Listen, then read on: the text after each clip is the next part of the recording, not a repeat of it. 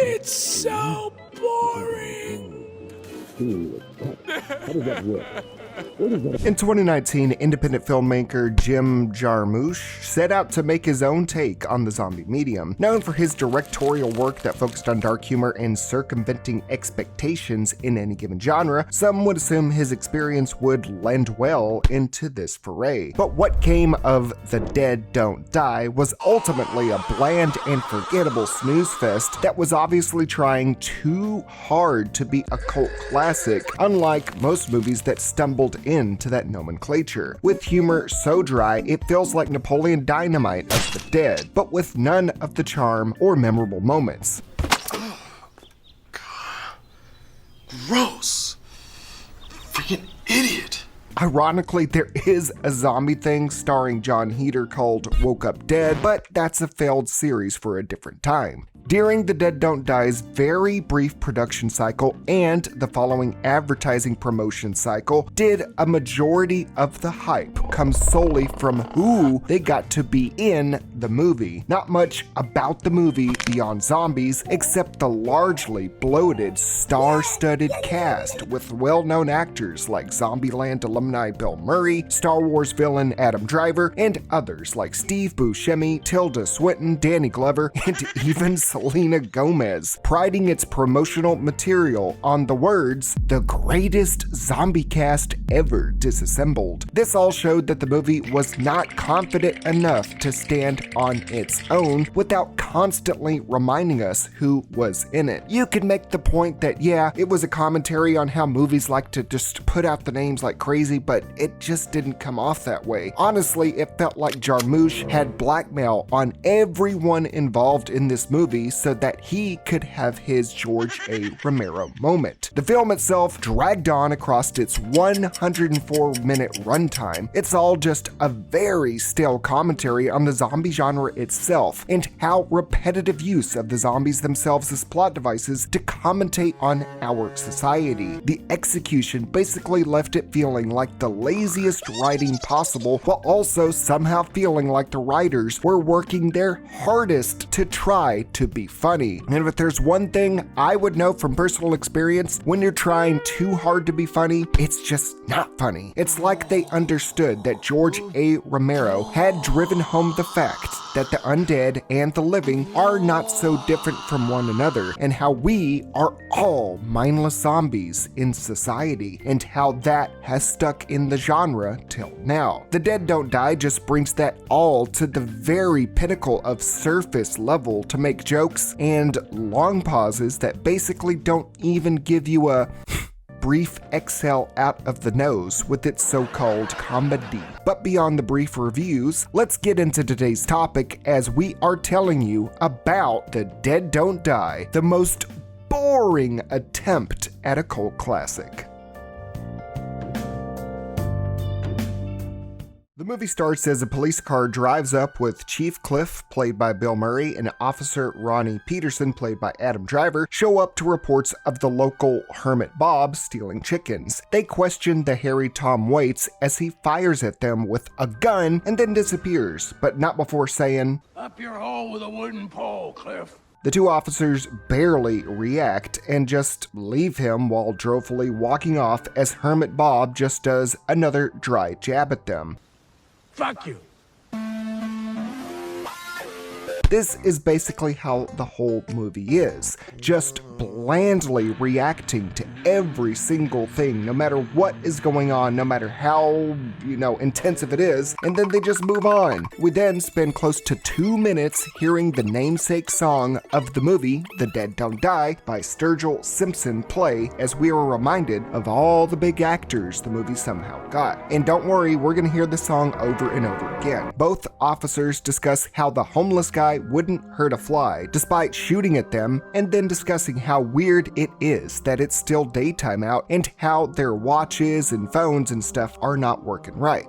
Something indeed strange is occurring, especially when Hermit Bob takes note of an ant colony scurrying around like a madhouse. And that's basically what this first half of the movie is going to be. Some random occurrences are going to be happening, and then the character that's on screen is going to reply with either, "Huh, that's weird," weird. Would you look at that? This isn't gonna end well. Like it's the end of the world. The absurdity increases as they break the fourth wall when Sturgill Simpson's The Dead Don't Die plays over the radio as Adam Driver says it's the theme song and then does not elaborate on it. And then Bill Murray just rolls with it, not paying any mind to this being a movie as they take a driven tour through the city of Centerville as we see set pieces that will crop up throughout, all being stopped by Steve Buscemi playing a Trump supporter complaining about every single thing and demanding that Sturgill Simpson be turned off. Yeah, his hat and this. It's too damn black for me.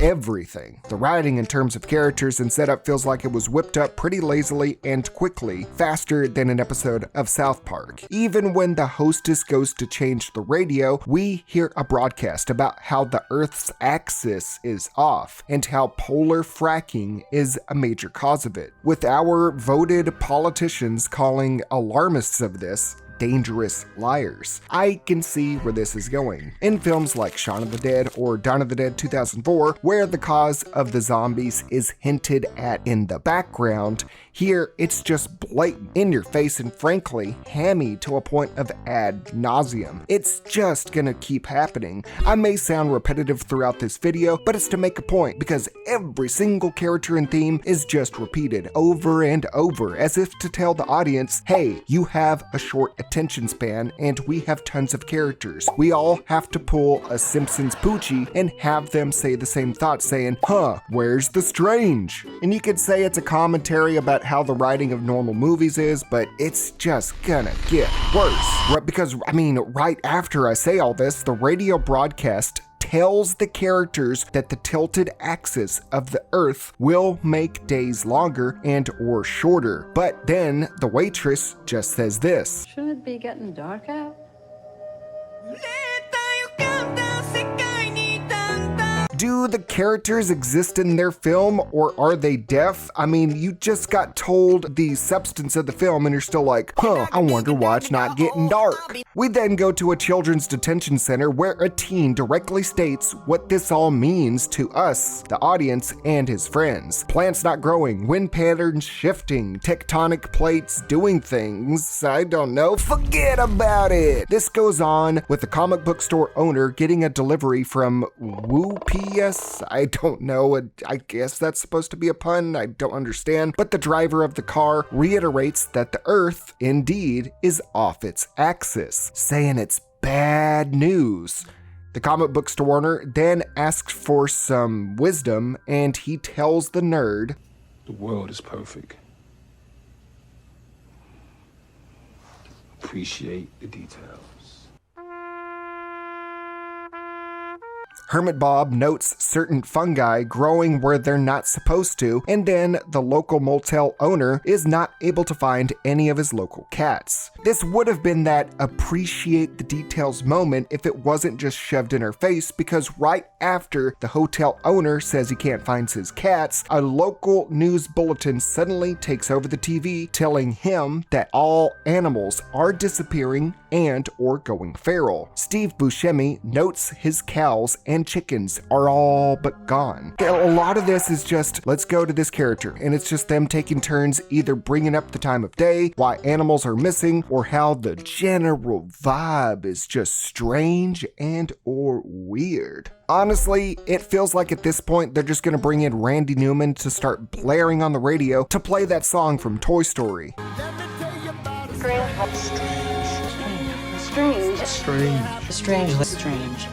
Adam Driver says again that things are gonna end badly, and then Bill Murray gets kind of pissed with him, repeating himself on something that's just random as hell for a character in a piece of fiction to say. I honestly relate with Bill Murray. I get where this is going, that Adam is just a dry as hell fourth wall break, and he's just part of the audience, I guess, where his dialogue will return from earlier and to be in the later point of the movie to make a point about, returning dialogue or something. I'm kind of rambling and going off script, but it's just what I hate it. In something like, Shaun of the Dead, where they keep saying dogs can look up, it gets brought up a few times because it's there to show a change in attitude and perception for those that say it. And here it's just, yep, bad, strange gonna happen. Yep. We then cut to the funeral home owner Zelda doing some Kill Bill practice with the samurai sword by herself. Apparently, she converted half the funeral home into this Japanese dojo. I guess that's the reason they had to store the dead body of an elderly alcoholic woman in a prison cell. You would think there would be some other place to store them, especially because a dead body you would not want to keep in a human jail cell. But nah, we have to have this random ass samurai crap. Zelda then notices the hand of one of the dead bodies that she has stored poking out and calls it,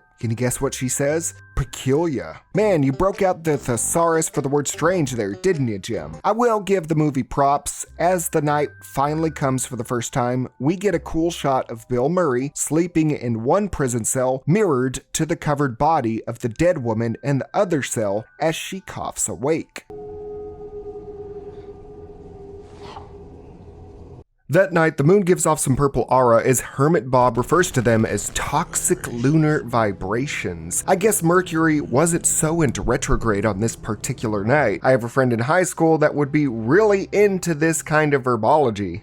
And then finally, 29 minutes into the film, we finally see our first two zombies piercing the soil of their graves. I guess it's that easy to break through a coffin and a few feet of dirt, pretty much just like the undead of Return of the Living Dead. Musician Iggy Pop and actor Sarah Driver stumble their way into town acting like the stilted, rigor mortis-stricken corpses of George A. Romero.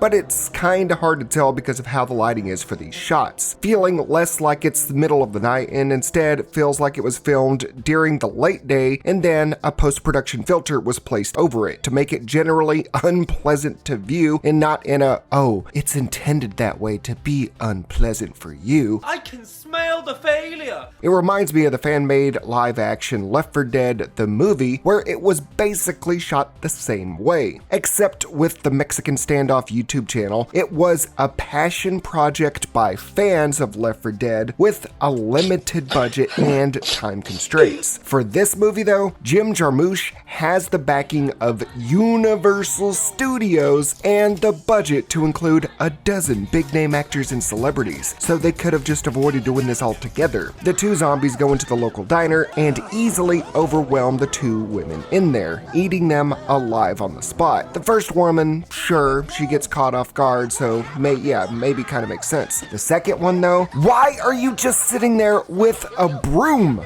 Run, bitch! Run! Failure! The two get a few bites in with the women and just keep doing this until the movie realizes how it wants its zombies to act and speak. What the hell you say? Both spouting the word coffee, as if excited to get their caffeine fix after eating the diner chicks out. I should rephrase that. Eating them in.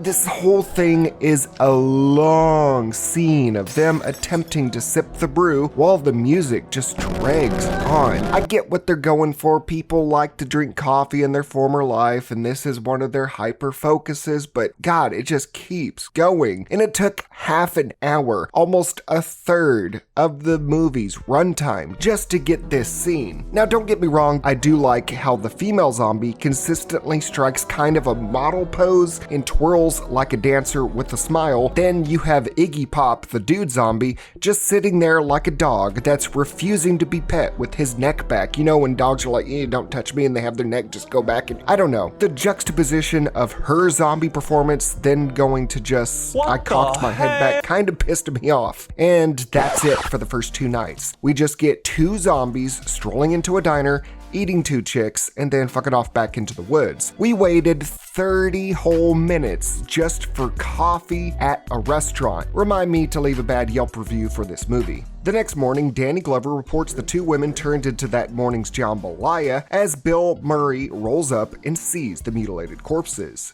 There is a snicker to be had the way Murray just turns around immediately without a word as he mainly takes note of the smashed coffee pots when questioned if this was a wild animal attack. And Danny Glover saying, was it multiple animals? Darth Dynamite rolls up in a compact car because, funny, tiny car, haha. And then everyone just stares at each other till Murray nods at him to go inside. Adam Driver reacts to the corpse buffet with a, "Oh, yuck," like a kid that just saw some dog shit on the floor. He then asks if this attack was an animal or several wild animals. The female cop shows up and it plays out the exact same way. Everyone's quiet, one of the cops walks in, looks at the two bodies, has a slightly different reaction before turning around until asking if this attack was one or even the dreaded several animals, just repeating the joke over and over, hoping you just laugh once you hear it for the third time, because apparently repetition is the key to comedy. I'm gonna go out on a limb here and say that Jarmusch was probably hoping that several animals joke would have people like this. But in reality, it was just... Please clap.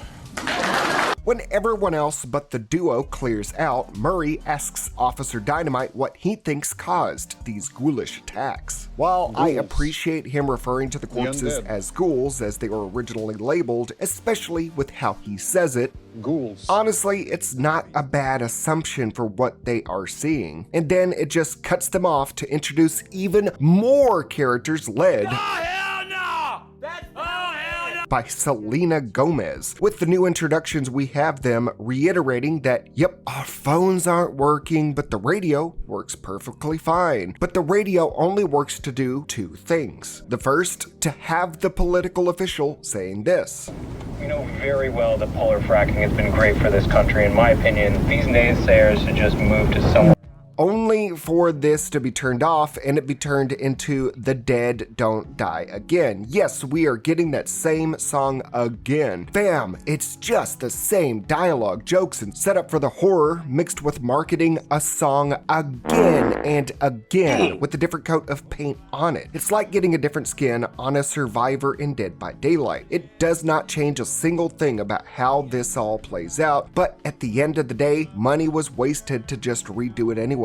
Followed by yet another music montage of the town as they drive in as tourists. They show up to the nerdy guy's store, which is apparently also a gas station. These two small children have on-the-nose dialogue as they talk to the nerd and then the teens. Kids, how's it going? Eat me. Get it? Because it's a zombie movie about corpses eating people. Please clap. Since this is yet another addition to the roster of people and actors and stuff into the movie, we have to have the newbies bring up how the world is off its axis, just in case you forgot that this is indeed the end of the world, but it's not really, not at this point. One teen finds a zombie figurine and asks if they get zombies around their town frequently. Don't worry, there will be zombies. You just gotta have your characters mentioning them or referencing something about zombies at nearly every turn instead of actually having zombies. Selena Gomez finds a CD album of, oh god damn it, take that CD and just... The nerd corrects one of the teens when he states that the Bates Motel in Psycho had separated bungalows, and then they laugh at him for knowing his horror while they were the ones proudly professing their knowledge. Dude, I mean, this guy should have known the guy that looks like this and has all this horror memorabilia would have autism for horror. Let the dude show off just a little bit. It's a cool thing, you assholes. Who cares if he's just saying, actually. Bobby goes outside to tell them their car is very Romero, referring to the car scene in the opening of Night of the Living Dead. Honestly, this dude is pretty chill. I would have loved just to see how his performance would have been for a full movie. Selena Gomez then does a 180 on how how she treats him after laughing at him and says his movie knowledge is impressive. And then we get this weird ass twinkle sound and visual effect happening around Selena's head. I mean, what are they going for? It felt like they were like trying to sprinkle in some kind of Scott Pilgrim stuff, even though this feels like a Napoleon Dynamite zombie movie. I don't know, but Selena gives off a poser vibe that I just cannot shake. It feels like the only horror movie that she would like is Megan. Can't wait for these blank ass dickweed teens to get 8. Then we shoot over to Zelda leaving the funeral home to speak with the female officer. The officer tells her that the remains of the previous corpses were taken by the feds. Zelda sees a zombie twitch in the holding cell, and both of the women see no issue there. Funny gag, but really, you're not going to address that at all? Zelda inquires about Darth Dynamite and if the female officer is involved with him romantically, asks why Zelda wants to know. Zelda? She responds with, Just accumulating local information. I am genuinely surprised with how the dialogue has been throughout this movie that the female officer did not respond with, well, that was weird. We then see worlds collide when the officers are speaking with the hotel owner when the teens show up. It becomes a back and forth of, wow, that's a car. What a classic. It's a classic car. Classics are classic. Selena wants money for snacks and then says she likes the officer's badge. Does the downtime in this movie just have to be the lamest awkward conversations? Does he not know how regular teenagers talk? The stiff conversation continues as the grown men wonder where these youth are from. Pittsburgh or Cleveland. Not before Kylo Ren says this. That girl's part Mexican. I have an affinity for Mexicans. That one kinda caught me off guard. Half expected him to mimic La Cucaracha there. He goes to tell the teens that there is a curfew out tonight after the gruesome murders, and they tell him, yeah, it's probably because of all those zombies, huh? What zombies? Y'all just showed up into town, know nothing about these attacks or anything, and you saw one zombie figurine in a store and talked to one horror fanatic. How does it make sense for you to go, yeah, you got zombies? Hey, Inferno. Hipsters with their irony. Oh, so the old guy can make a hipster quip.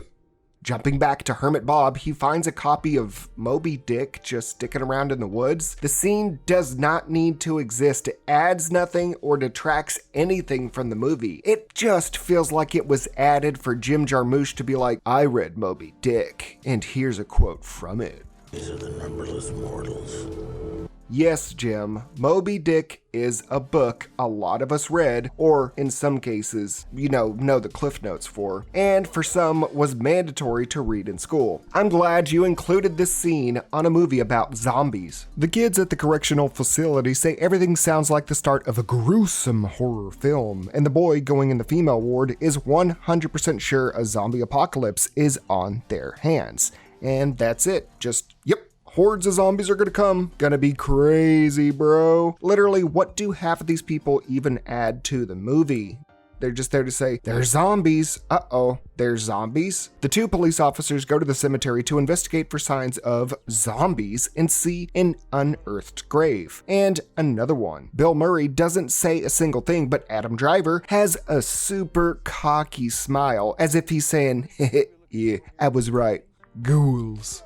But neither of them say a thing, just Officer Dynamite saying this. Oh man, this isn't gonna end well. This movie's reviews aren't gonna end well if just hitting Control-C and Control-V is how you made a majority of your script. Nothing on confirming zombies or possible grave robbers, just show up, give Bill Murray a possible twisted knee, and leave. Even Hermit Bob is befuddled at this. Speaking of that, he checks the open grave, and I had to take note of the gravestone that Iggy Pop's zombie came out of. Samuel Fuller, born 1877, died 1967. This dude was 90 years old when he died in 19 1967. Why would the apparel of a 90-year-old look like how his did? The zombie looked like a rocker from the mid to late 70s. So why would a beyond geriatric who died in the 1960s be anywhere near that? But don't think about it, gloss over it. It's Iggy Pop. We got him as a zombie. How do we know it's zombies though? Besides those two that we saw earlier, Hermit Bob says this. This is undead, reanimated, full-on, flesh-eating zombie shit. Oh man, phew. I assumed it was just several animals or a necrophiliac. The cops deliberate on informing the people of their town of Centerville on the impending zombie threat, saying screw MAGA Steve Buscemi, and more so, how do we kill a zombie? The next few minutes are spent dictating to both Bill Murray and then Danny Glover via Adam Driver and the nerdy guy, and especially telling the audience that you have to kill the head. Full-on decapitation. I've never heard someone say kill the head, but you have to sever the spinal cord, and then they go over which tools and guns are best to use. I mean, it should be straightforward what can cut a head off, but again, we need to treat the audience like they've never heard of a zombie, despite this movie coming out in 2019, and even the characters immediately thinking of zombies in every encounter and mentioning them up until this point. The teens are watching an emergency news bulletin in their hotel room. This feels like the editors were talking through the anchorwoman when she says this. Images are just too gruesome to broadcast at this time. We don't have to waste any money on gore when you can just say it's too bloody. She then goes on to reiterate the same joke from before. Now that every character has brought up zombies one more time in some form or fashion, we can finally get to the dead of the Dead Don't Die as we see those toxic lunar vibrations on full display. How a tilted axis of Earth causes some Jimi Hendrix inspired music to start playing on the moon. But I have no clue. I don't know what's causing the zombies. I have no idea. More graves are penetrated by the cold hands of the undead. Yet this time around, it's the entire shebang of the cemetery. It took 57 minutes to get to this point, and yet again, the filter of this like blue over the night thing over everything makes you squint and go, what? What the fuck? I guess it looks good. It kinda detracts from the hard work put into the special effects and makeup team when you can barely see the makeup on the zombies. One of the best charms of zombie media is how gruesome the zombies can look or how dead you can make them out to be. It's just cool how you can do it. But now there's this dumbass filter put over it so we can't even tell. The hotel owner goes to find his kittens when he takes note that it's only 5 o'clock and already pitch black outside. Not noticing the small town of barely any people suddenly is full of groaning infected out in the streets. He hears one of them moan behind him the words, "Free gay world." And instead of having zombies on the mind like every person and their dialogue up until this point, he just sits there agreeing, saying, yeah, we got free cable, and then gets eaten alive. You gotta love when characters are written off just to die. The dude has only spoken about his cats and hating hipsters. I know a lot of you can relate, and then he just lays on his stomach while his back gets ate out. You're not gonna do anything about that? Nah.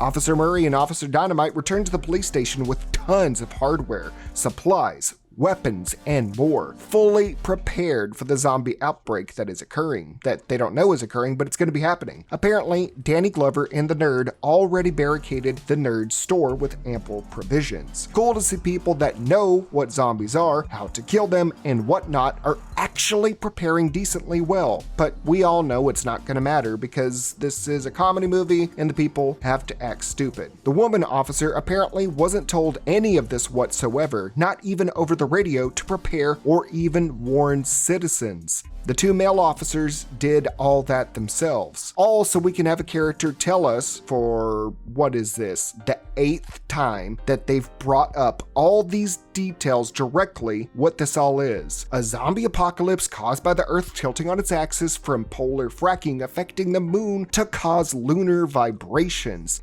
Just saying that, it's a word salad. Just because you have like what, 3 to 4 different origin points that you wanted to mix together for a convoluted cause for the zombies does not mean you need to repeat yourself like we're deaf or some child. Although watching this movie, I wish I was. Call me the deaf don't die. The dead alcoholic woman they had lying in the jail all this time is suddenly standing straight up and scares the shit out of the chick officer. The two dude officers knew zombies would be coming up and even prepared thoroughly. But screw the dead woman. We've been let rotting in an open jail cell for 2 days. That totally won't come up again. I mean, if she ends up killing the only other officer in town, whoops. Oh, we can just say, ooh, that's gross if we find her mutilated body. You know, the kind of line of dialogue that we've had to not laugh at. Zombie sins mindedness aside, I will give credit where credit is due. The concept of what we will experience with the zombies here in the movie is honestly kinda cool, blending campy, horror, and general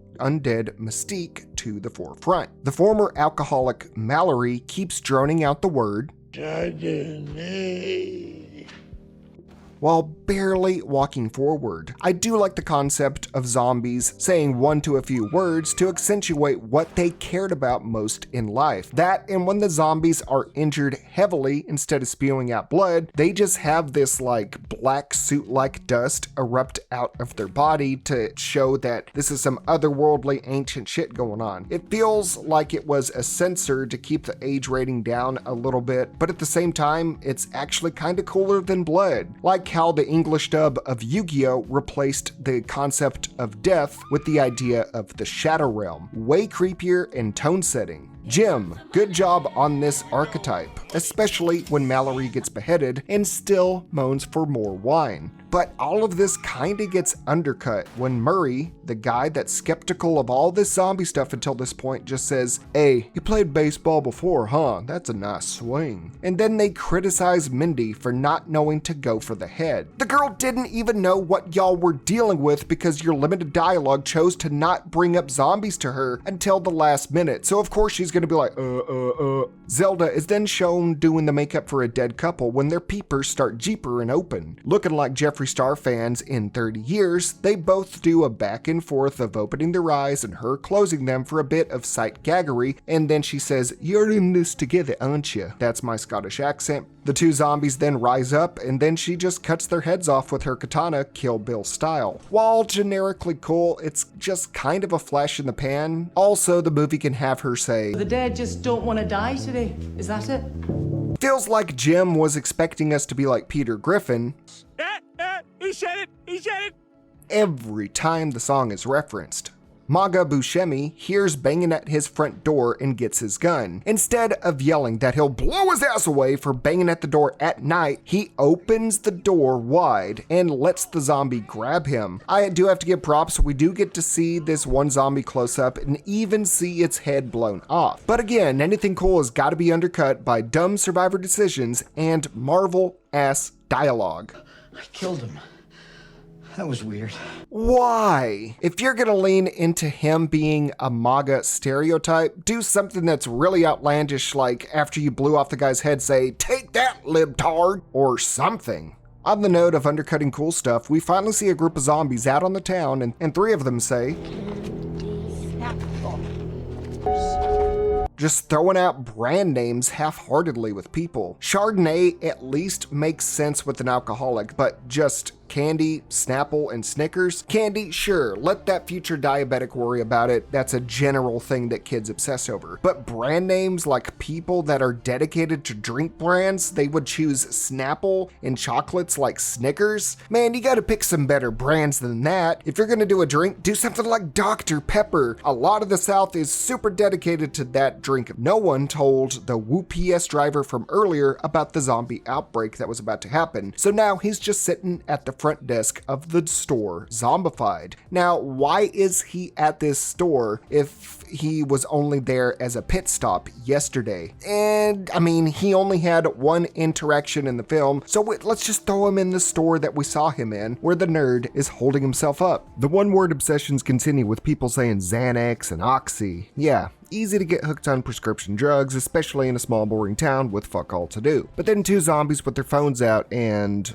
walking are just saying Wi-Fi and Bluetooth. It was to my understanding that phones were not working due to the lunar vibrations, but who needs to remember what your own movie has set up when you can make deep societal commentary about how everyone on their phones are just like zombies? You know, it's just like that video that you saw retweeted and reposted over and over, all over social media for years by people on their phones thinking they're having some deep, profound look at our world despite staring at their phone while watching it and forgetting about it the next day. We get it. We live in a society with cell phones, but we at least get a cameo of zombie Sturgill Simpson dragging his guitar around. If you have to ask who that is, don't worry, I'll probably mention his name a few more times here soon. We see the nerd and Glover in the general store as zombies are breaking through his flimsy-ass barricade made of wood that looks like it's made of paper. The nerd knows of zombies extensively, but calls this board up a good job. He doesn't even have his gun already ready and struggles to kill one. At least this zombie getting turned into a donut head is pretty sick. That and Danny Glover clipping one right after getting its head off. Again, it's just weird that they're not better prepared. The kids at the correctional facility are watching their keepers get eaten through foggy glass and leave. That's all we get from them here. The cops look out as radio reports come in of dead coming to life all over the globe. The hotel manager comes out of a hotel room with a dismembered arm in hand, eating it like a turkey leg as he mutters Cleveland. I'm guessing he just ate all of the teenagers. This dude soloed 3 teenagers and got away with a to-go order. It's freaking weird that his zombie word is Cleveland, or maybe he had Cleveland Brown on his mind. Cleveland show.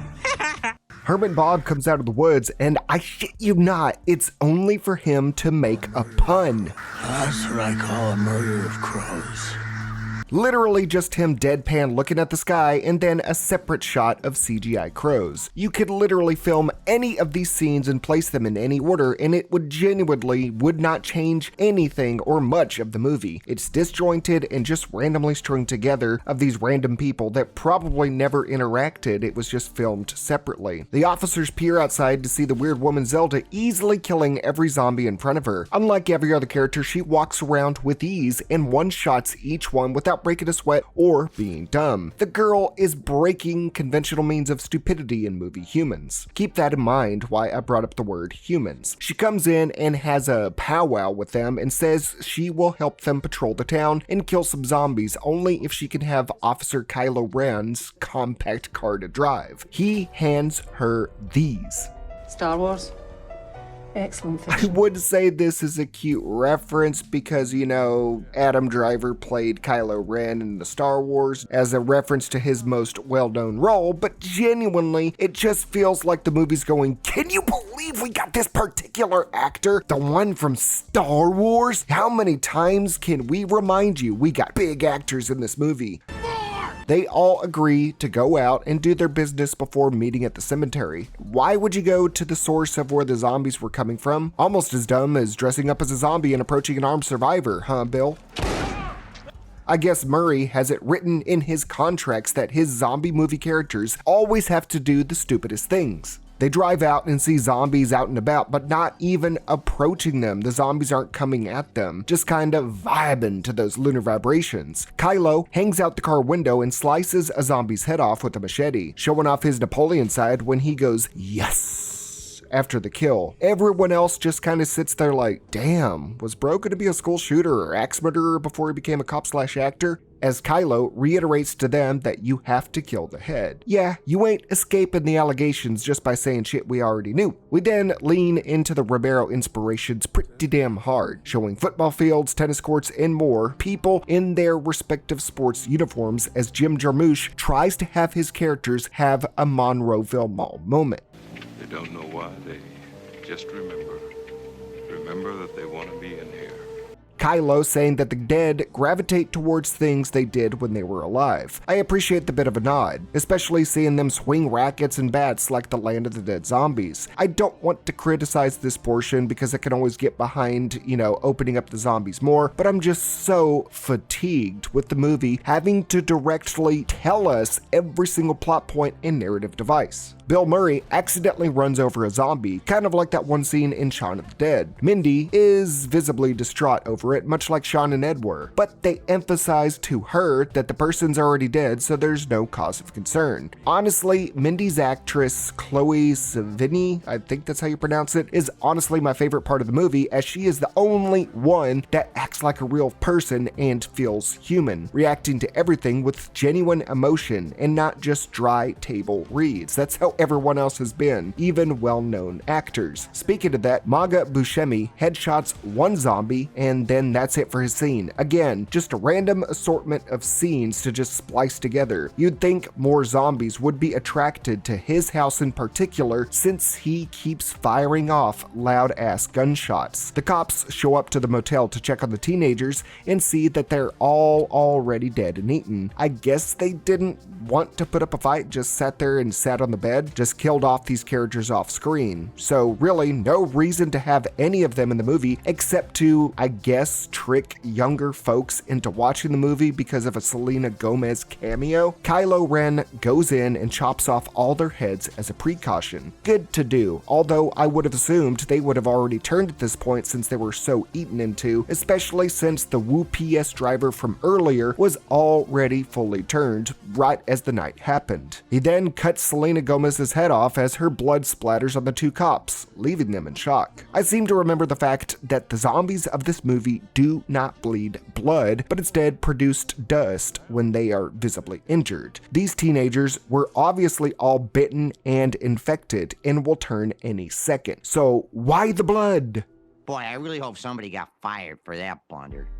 He then walks out with her decapitated head like a voodoo trophy. He says they have not turned yet, but dude is just sitting there holding it like it won't come back, despite seeing a dead head reanimate earlier. Also, the dude is definitely the don't come to school tomorrow type. I called the teenagers dying though, and this part of him tossing Selena Gomez's head like a rag doll is funny, especially with the thud sound it makes. Probably the best part in the movie. Entering the we've lost the plot side of the no moon, Zelda waves her hand over some electronics like it's the Force, turning them all on as she rapidly types in, I guess, codes to get information from the police station. Look, I already know how this movie ends. I saw it years ago. I did a zombie sins on it back in 2019, but I'm still just like, why? A horde is for some reason swarming the front door and about to break through the glass, not really understanding how these zombies work. You have an established thing. The movie accentuates how the undead flock to what they loved in life. Yet randomly, they're just swarming to this basically empty, dark police station with no sign of any people, just so we could have the weird Scottish chick look at her sword and smile. I want to like this oddball samurai Scottish woman. I really do, don't get me wrong, but at this point, like every other character, they're just shallowly written and I just don't care. The cops spot the two zombies that started it all as they walk around with coffee pots and cans, saying coffee, just to remind you that they were in the movie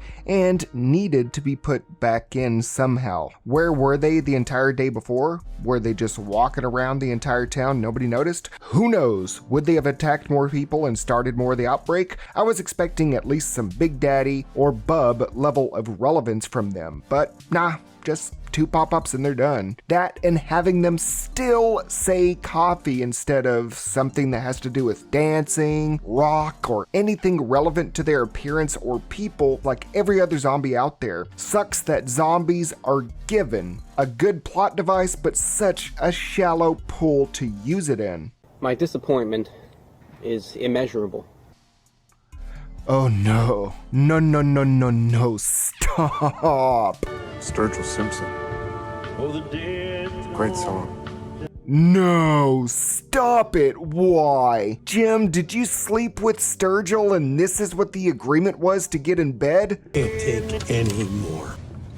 Oh my god, thank you, Mr. Murray. I loved you in Garfield. They drive around town more and see the hardware store is swarmed. Naked butts and one zombie, and they say, they're probably okay. We're not gonna go check on them or, help them out. We finally see that the nerd and Glover secured the front door with plenty of 2x4s. Good. They beefed up their security to survive, and oh my god. While they were talking about babies popping out of birth canals with guitars, they forgot to barricade the back door? Huh? How would you forget that, especially with ample warning? This is literally just, everyone needs to die now, fuck how it happens, the movie's about to end. They don't even fight back. They just sit there saying it's a nightmare and gawking, and then Bobby the Nerd lets out this bottom bitch of a moan. There is no point in enjoying any characters in this movie. I feel like I'm just watching filler within a filler. The kids escape their detention center. No issues there. The adults can't handle them, but the kids can. Sure thing. Maga Buscemi is shown being gang buffeted outside his house by the undead as he calls them all refugees? Okay. And then Hermit Bob watches through his binoculars as he eats the chicken that he stole. The horde just lifts Maga Buscemi up, and it's this dragged out scene of him being held up and screaming before he gets eaten. Look, I'm not a fan of Trump or anything, far from it, but this was just lazy and boring. We get it, move on, what was the point? But the one good thing out of it was Hermit Bob eating the chicken that he said he did not steal from the beginning of the movie. That was kind of funny, but it didn't really pay off with all the character filler going on. The cops pull up to the graveyard and are stuck with the car's wheels gunked up with limbs of the undead. The movie just kind of jumped to them apparently having run over a horde of zombies in the graveyard. I kind of would have liked to see that, but screw it, oh well. They look at all the zombies descending on the vehicle. This is definitely gonna end badly. Shut up, Ronnie. You know what? I sympathize. I feel like I am Bill Murray at this point. I'm done with Adam Driver and this movie. If your character is sick of the repeated dialogue and shit, you're expressing the sentiments of the audience. Mindy then sees her dead grandma and because of it jumps out of the car. It's another, well, gotta have them die moment. So let's have the person that hates what's going on with this world and the idea of zombies and just thrusts herself into them to be gorged open like the blonde lady in Night of the Living Dead. At least she and the zombies are courteous enough to shut the car door behind them so Bill Murray and Adam Driver are safe. Zelda gently drives the streets, enjoying the sights, making sure not to hit any zombies when she pulls up on this pig-tailed chick. Instead of this zombie, going to attack her, it pulls a bizarre adventure pose and... Passion. What the hell is this? I know it's supposed to make you laugh, but all it did was make my eyes roll so far back to the back of my head I can see my Jimmy Neutron-ass brain. Zelda cuts the zombie's head off with no issue. Man, these zombies are such easy marks. If only the other characters acted like that were a fact. The kids see all this go down and then just run off to find a safe place to hide. Bill Murray and Adam Driver have a heart-to-heart in the car about what's been going on. Murray says he seems so calm and collected. He says it's how he copes. Sure, some people are calm and collected in these kind of moments. But then Adam Driver says, I told you it's gonna end badly. Murray gets beyond annoyed that he brought this up so many times and so often, and I shit you not. Adam Driver responds with this. I know because I've read the script. He says he knows the entire movie and how it plays out because the actor read the script. Not Bill Murray, he only read his own scenes. The thing you're supposed to do as an actor. Read a script and portray the character you're designated. But Adam Driver knew the entire plot and just rolled with it, while Bill Murray was like, I only read my lines. If you were reading your own lines, you would know that you die at the end of the movie, so why are you acting like this is some kind of new knowledge? I remember watching this in the movie theater with my buddy Nano and being so pissed off. After all this time spent watching this movie and feeling bad that I brought my friend to go watch this, I just visibly groaned out loud. But wait, there's more! The zombies all start leaving the car as Hermit Bob, Zelda, and both of the cops bear witness to this. No joke, I was just sitting there staring at the projection like this. The zombies are all catatonic as Zelda walks up and gets beamed up into the flying saucer before it zips off the planet. The weird samurai Scotsman was an alien this entire time. Remember how I said she was so strange and the movie likes to say, oh, that was strange, and why she was able to kill the zombies and nobody else was acting human? Well, she was an alien. Yeah, an alien. I mean, nah, man, nah. I'm done. The movie, just what the hell? Over 100 minutes. It ends with Bill Murray and Adam Driver getting out of the car to go out in a blaze of glory as the homeless man narrates about how they are warriors and we are just dead roaming around on this planet. Just stop trying to be poetic after all of this crap. No. I've seen some stupid shit in my time on YouTube. I've done dozens of zombie sins, but rewatching this particular ending, nah, it's awful. I mean, I've watched bad zombie movies that are just awful for the sake of awful, or just, something like 28 Months After where it was just pure garbage, but this just dragged its feet for all this time with humor that was bland and stale as hell. I swear it was like eating reheated cafeteria food that fell on the floor. The movie was just tired tropes for a film trying to be a cult classic. Emphasis on trying, doing quotes over and over again to try and make something stick for people to say and quote to people out there, kind of like Napoleon Dynamite was like, idiot, give me some of your tots. It feels like they were just trying to do that, laying out the entire plot and still just getting it all wrong or just explaining it with, oh, we're in a movie. What? The whole explanation of the tilted axis of the Earth, lunar vibrations, and more and over constantly shows there is no confidence in both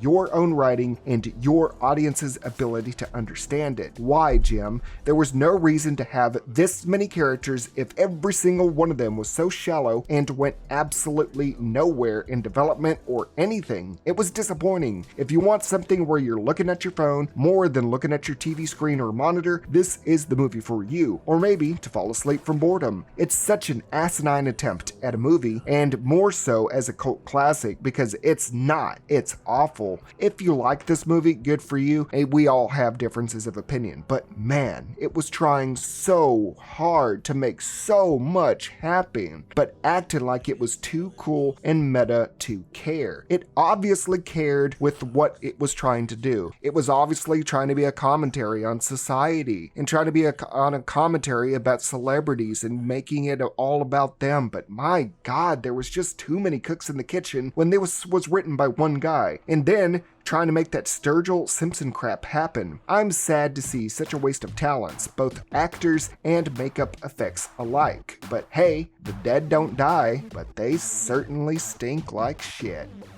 That about wraps up this look at what I consider the most boring movie in zombie history. Want to give a shout out to my Patreon patrons and YouTube channel members who chip in to have their names featured on this list here. You can do so just by throwing in $1 to have your name featured and see my videos up to a week early. Until next time, I'm Zach S, aka Wild Such Gaming. Never forget to stay happy, stay healthy, and never forget to not be boring, and also stay wow.